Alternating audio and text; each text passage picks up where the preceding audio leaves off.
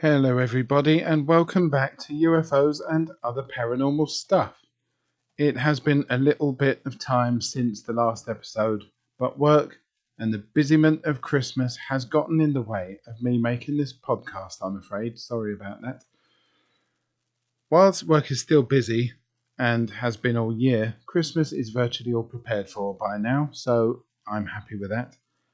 Unfortunately, at the time of recording, Christmas in the UK is going to be quite restricted for a lot of people, but I really do hope that you're able to have a good time, whatever you do. I think that we all need it, to be honest. Please keep sending me your messages to UFOs and other paranormal stuff at gmail.com. That is UFOs and other paranormal stuff, all one word, at gmail.com. It is always interesting to hear your stories of paranormal experiences, but also your messages to me on how I can possibly improve this show. Thank you. And like I say, please keep them coming in. Thank you to everyone who has joined the Facebook group. It is good to see so many people in there. Please keep sharing the group so that other like-minded people can join as well. The hashtag, which can be used on Twitter, Facebook, Instagram, whatever, is hashtag UFOs and OPS. That's hashtag UFOs and OPS. The Twitter handle is at UFOs and OPS. Virtually the same. That's at UFOs and OPS. Now, on with today's show. Firstly, the sighting of UFO in New Delhi in India. I have to admit that I have never heard of any UFO sightings coming from India. My apologies for that and for not researching more before the episode. But there we are. India's first reported UFO sighting took place in New Delhi in the 1950s when members of a flying club spotted a cigar-shaped UFO. On the 15th of March 1951, Chief Aerial Engineer George Float and two of his assistants noticed a strange swirly white cloud that appeared in the sky travelling from north to south, appearing to be around 700 feet in length and approximately 4,000 feet from the ground. It was flying very near to the Delhi Flying Club hangar. The cloud appeared to change its size, lengthening somewhat. Then a bullet-shaped object appeared at the end of it, about 100 feet long and as round as the fuselage of a C-47 aeroplane. The witnesses shouted, and a lot more people came out from the hangar to see what all the shouting was about. They rushed over and saw the object that was causing the consternation. The object was heading south for about 3 minutes when it suddenly made a loop heading back over the field. At the top of its loop, it disappeared from sight, only to reappear during its dive. The UFO recovered straight and level flying and then proceeded to head southwest until it was out of sight. The speed of the object was estimated to be at least 3 times that of a British Vampire jet, which could reach a top speed of 500 miles an hour. That's 800 kilometers an hour. The total time of the sighting was just over 7 minutes, but it was all that was needed to bring India into this new world of unidentified flying objects. A new world that had only begun around 4 years earlier, when Kenneth Arnold famously spotted a fleet of flying saucers near to Mount Rainier in Washington State in the USA. That first reported Indian sighting was followed 6 years later by its most witnessed sighting. That took place in Bihar State, which is in northeast India. On the 3rd of October 1957, way before computers were popular, and of course the smartphone and the digital camera were just a glint in the eye of science fiction writers. A flying saucer was seen by more than 800 people in 3 Indian villages: Kadori, Borsa, and Mangalda, which are in the Manpur district of Bihar state. According to Project 1947, a UFO research group that aims to document and preserve historical accounts of UFO sightings, I've posted a link on the Facebook group, the Times of India newspaper ran a report that hundreds of villagers came out from their homes to see a strange object in the sky. The UFO, which was saucer-shaped, came down to a height of about 500 feet above the ground, making a sound like that of a whirring of a motorcar engine. It hovered for about a few minutes, then soared upwards at an unimaginable speed after emitting some smoke. To this very day, the people of the villages of Kadori, Borsa, and Mangalda have received no explanation of the UFO's origin, but it is very hard to believe that 800 people in different places were merely just seeing things. But what do you think? Can 800 people merely just be seeing things, or did they really see a UFO of alien origin, which may have suffered some damage, hence the smoke being emitted? Let me know what you think at UFOs and other paranormal stuff at gmail.com. Now, ladies and gentlemen, as I said at the start of the show, I had no idea of any UFO activity in India. My research has, however, led me to find a newspaper article, albeit from the Daily Express newspaper in Britain, about an event known as India's Roswell. This was an incident that took place in 2016, when a balloon-shaped UFO triggered an alert on radar whilst flying over Burma in Rajasthan, just near to the border with Pakistan. Officials were convinced that this object came across the border, and authorities were worried that it might have been carrying a bomb. It has emerged. The 3-meter wide balloon appeared between 10:30 a.m. and 11 a.m. as the 67th Annual Republic Day parade was happening in New Delhi. A fighter jet was quickly scrambled, which intercepted it and shot it down, the defense minister said. The balloon, which was thought to have words printed on it pertaining to the national anniversary, was deemed so dangerous that an Su-30 Mark I fighter plane was scrambled to shoot it down. However, upon investigation of the debris, no dangerous device was found. However, residents of some nearby villages reported hearing explosions. Police were sent to both areas. 5 solid metal triangles were recovered among the wreckage and have added to the mystery, as no one seems able to explain exactly what they are or where they came from. All other debris was quickly whisked away, never to be seen again. I don't know about you, but that incident sounds a little like that of the infamous 1947 Roswell incident. The next story on today's show: the Westall Australia UFO sighting. Now, onto a strange sighting that occurred in Clayton South, Victoria, in Australia in the 1960s. At 11 a.m.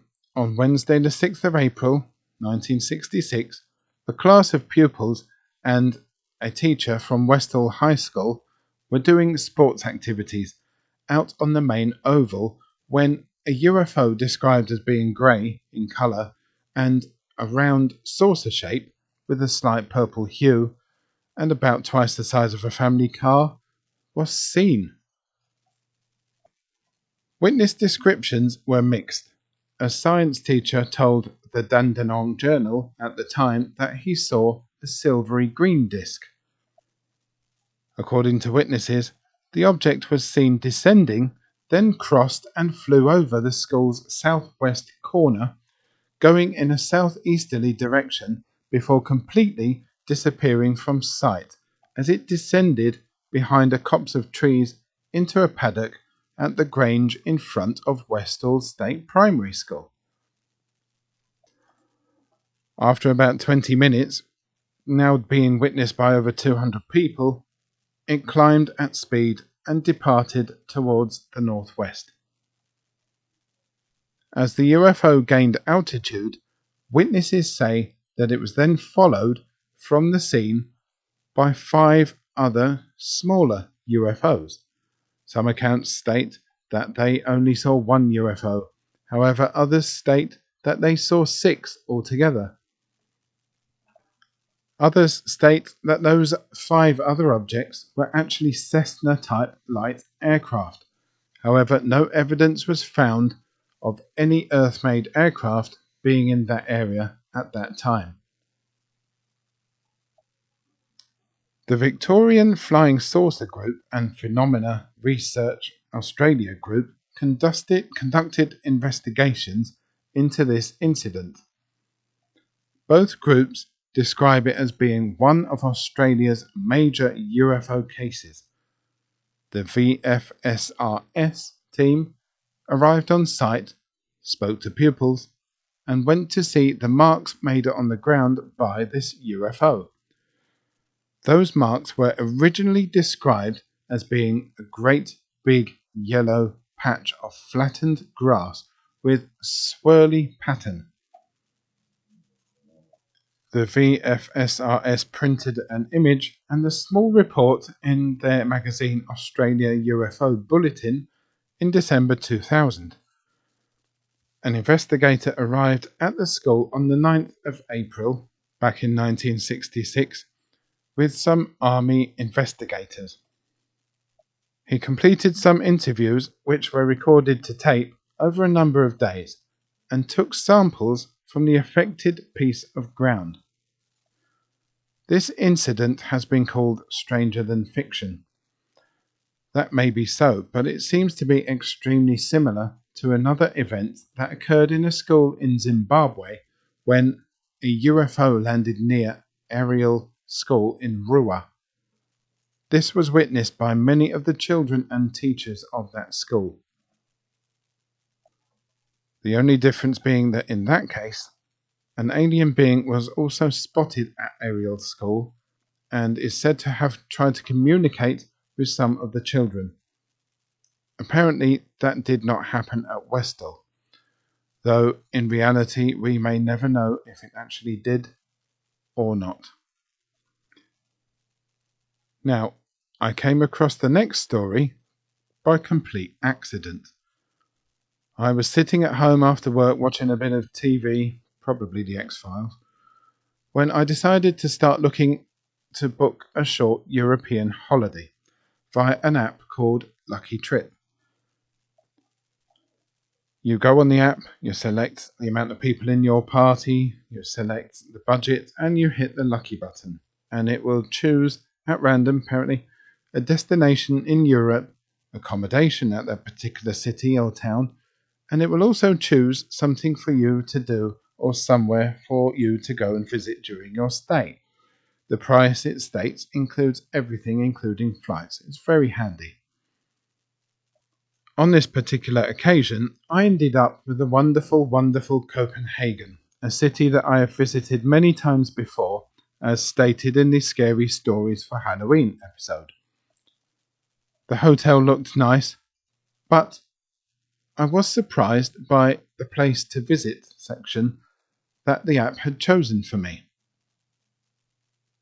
The place it had chosen for me to visit was 84 kilometers away, and it was in Sweden, not even in the same country as they put me to stay. It was a UFO memorial near a forested area called Angelholm. I thought it very odd that it would choose somewhere so far away and, like I said, in a different country too. But nevertheless, I decided to have a look into why the Swedish people had placed a statue of a UFO in the woods near Angelholm. The UFO Memorial in Angelholm is a statue dedicated to a UFO landing in Kronoskogen. I hope I've got these pronunciations correct. I apologise if not. And that is a forested area near Angelholm in Sweden. Dedicated in 1963, I believe, it is situated in a clearing in the Kronoskogen forest, where witnesses had seen large-scale test flights during that time period. The UFO statue memorializes the landing of a UFO, which is said to have taken place on the 18th of May 1946 and was seen by Swedish ice hockey player and entrepreneur Gösta Karlsson. The memorial consists of a model of the UFO and the landing traces, and it is made out of concrete. Apparently, when the ship had landed, some aliens had come out of it. During his encounter with the aliens, Gösta Karlsson said that he had received recipes for natural medical remedies which made him very healthy again. According to Karlsson, it was based on this knowledge that he founded pharmaceutical companies Cernella and Allergon. He later established Rögle BK as the first professional ice hockey team in Sweden.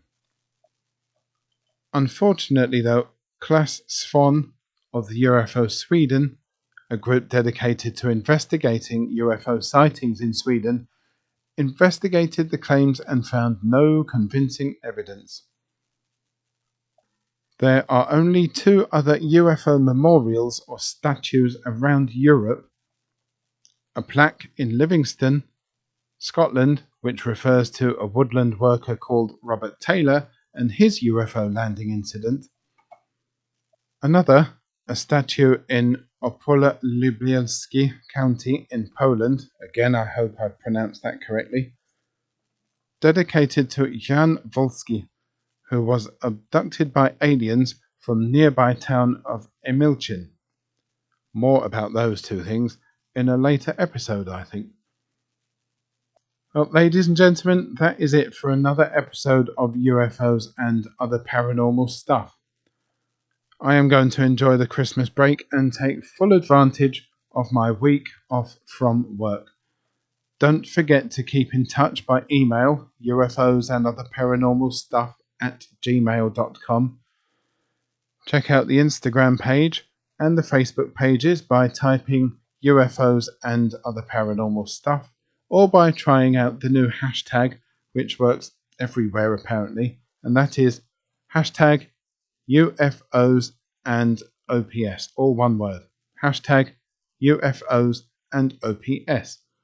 Have a great Christmas, and if I don't speak to you before, I wish you all the very best for a better 2021. Take care, thank you all for your support, and bye bye for now. Merry Christmas.